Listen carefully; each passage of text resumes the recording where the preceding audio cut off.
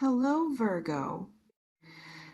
There are nights when the silence of your phone feels louder than anything else in the room. When you've checked it enough times that you've stopped counting. When a part of you, the part you don't always admit to, is listening for it. Even now, even here.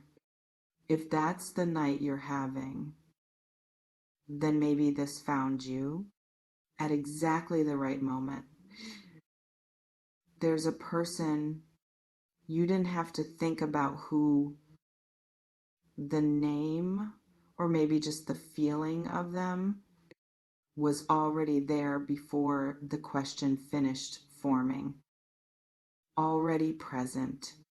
The way they've been present, quietly, persistently, without permission, in the background of most of your days lately.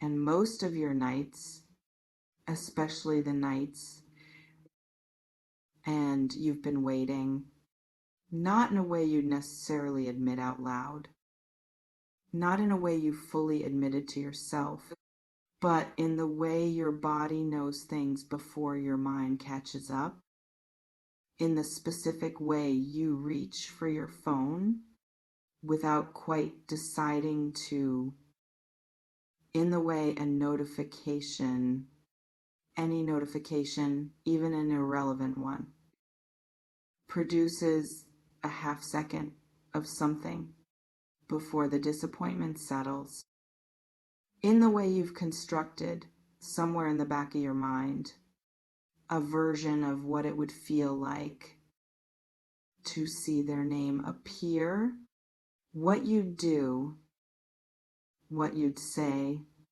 how it would go. You've rehearsed it, maybe without realizing you were rehearsing, but the conversation has played out in several versions, probably in the quiet moments when you had nothing to distract you, when the noise stopped and it was just you and the waiting and them. And here's the warning: not about them, about you, about what's been happening to you, quietly, gradually, without a single dramatic moment, while you've been waiting for this person to reach out, because something has been shifting in the way you move through your days, in the amount of space this one person has been allowed to occupy in your internal world. And the size of that space, if you looked at it honestly, might surprise you, because it started small. It always starts small. A thought here, a wondering there, a moment of noticing something, a song, a place, a specific quality of light that made you think of them. And that was fine. That's just being human. That's just what happens when someone matters to you. But somewhere between that first small thought and right now, tonight, phone in hand, half listening, the space they occupy grew and kept growing, and you kept making room without quite deciding to.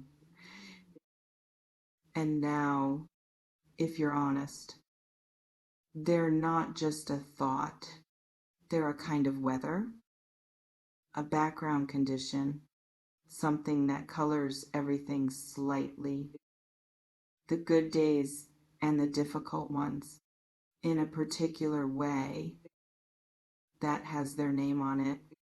And you've gotten so used to that coloring that you've stopped noticing it as coloring It just feels like how things are.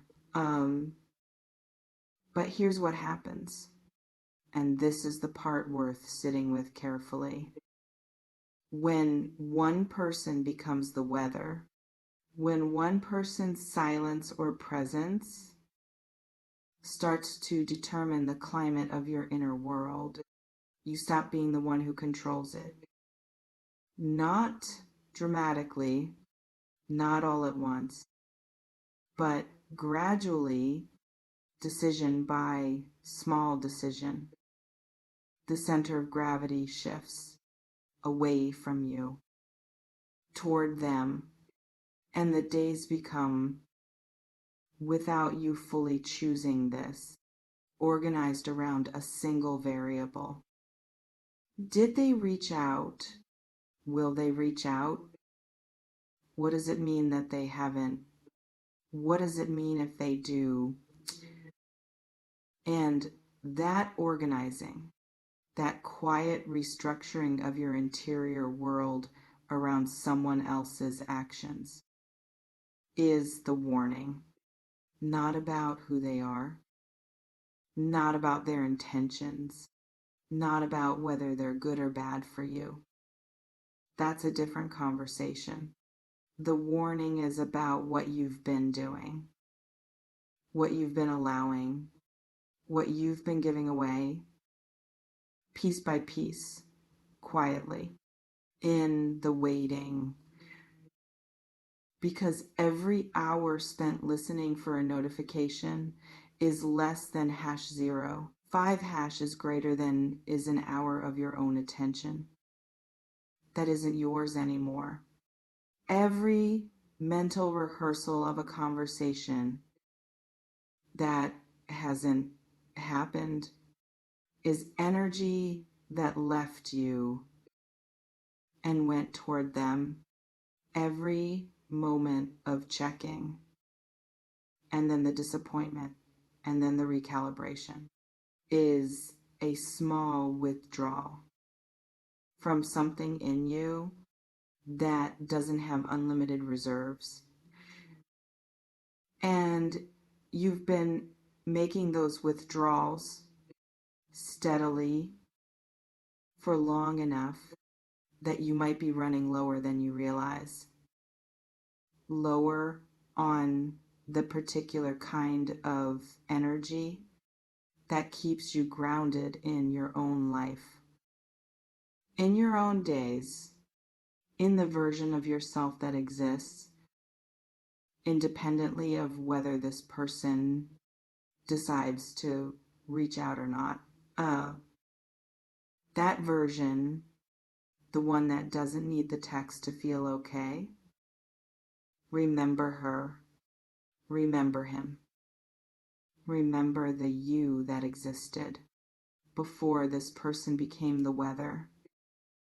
Not because you need to go back to that, not because what you feel isn't real, but because that version of you, the one that was the center of its own world, is still there, somewhere underneath the waiting, somewhere underneath the listening, still there, still yours. Now, here's the part about them, because they deserve to be looked at honestly, not harshly, but honestly for a moment. This person, your person, as you think of them, exists in your mind in two versions simultaneously. There's the real one, the actual human being with their own confusions and limitations and reasons for doing what they do and not doing what they don't. Complicated, imperfect, probably unaware of at least half of what their silence is doing to you. And then there's the other version the one that lives in the space between their last contact and right now, the one your mind has been building, filling in the gaps, attributing meaning, constructing intention in the absence of actual information. That version is, and this is important, largely yours.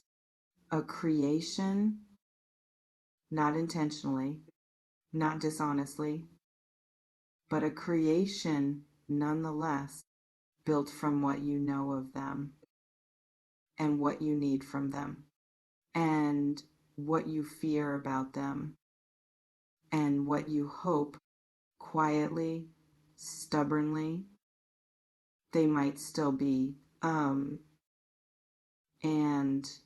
it's that second version, the constructed one, that's been living rent-free in your interior world, taking up the most space, generating the most feeling, determining the weather, while the actual person, the real complicated, possibly unaware human being, goes about their day not knowing the size of the space they occupy in yours. And that asymmetry, that gap between how much space they take in you and how much space you might take in them, is worth looking at. Not to punish yourself for it, not to feel foolish, but to see it clearly, because seeing it clearly is the only way to start gently, without force, rebalancing it. Because here's what a text or a call actually changes. And here's what it doesn't. If they reach out today, if the phone lights up with their name, the relief will be real. The rush of it will be real. The warmth of it, the validation of it, real. All of it, genuinely, physically real. But the thing underneath, the thing that made the waiting so heavy, that won't change with a text. The amount of space they occupy in you won't be fixed by their reaching out. The center of gravity, the one that drifted away from you and toward them, won't automatically return just because they make contact. It might shift slightly for a while, until the next silence, until the next waiting, until the cycle begins again from a slightly more depleted place. That's the pattern worth being warned about, not them specifically, not this specific situation, but the pattern, the one where your inner weather becomes dependent on someone else's actions, where your sense of okayness, your groundedness, your sense of being enough gets tied to a variable you have no control over, where you outsource the most important thing, how you feel about being you, to someone who may not even know is less than #0. 5# is greater than they're holding it. And the warning isn't stop caring about them. That's not how it works. You don't decide to care less and then care less. The feeling is the feeling. It's real. It's yours. And fighting it, shaming it, arguing with it only gives it more weight. The warning is softer than that and harder. It's while you're waiting for them to reach out, reach back into yourself, not dramatically, not as a strategy to make them want you more. Though that's a real thing that sometimes happens, but genuinely for you, because you, the actual you, the one who exists independently of this person, have been somewhat abandoned in the waiting, left alone while your attention went elsewhere. And that version of you could use some of it back. What were you thinking about? What were you building? What were you feeling before they became the weather? What had your attention before this? What parts of your own life, your actual ongoing independent life, have been sitting quietly in the background, waiting for you to come back to them? The way you've been waiting for a text, because those parts of your life, the ones that don't depend on anyone else's phone, they're still there, still yours, still worth coming back to. And maybe, just maybe, is less than #0. 5# is greater than the most powerful thing you could do right now. Isn't to keep waiting, but to give yourself the kind of attention you've been hoping they would give you. Not as a replacement, not instead of them, but alongside the waiting, alongside the feeling, alongside the very real, very human hope that the phone lights up. Alongside all of that, just also being here in your own life, present to it, not gone from it entirely, while you wait for someone else to bring you back. Because the version of you that picks up the phone or puts it down matters. The version of you that exists in the space between their last message and their next one, that version deserves care, deserves presence, deserves to be the center of its own attention for a while, for more than a while. And maybe when you're grounded enough in yourself, when the center of gravity has shifted back to where it belongs, the text, if it comes, will land differently.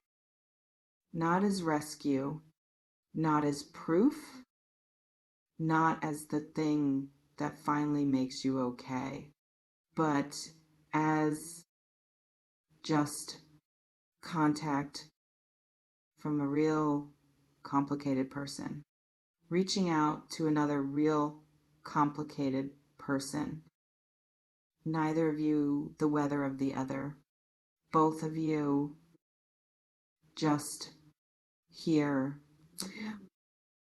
That version of the conversation, the one between two grounded people, is probably the one worth having whenever it happens, on whatever day it comes, whether it's today or not today, or some ordinary Tuesday when you'd almost stop listening for it.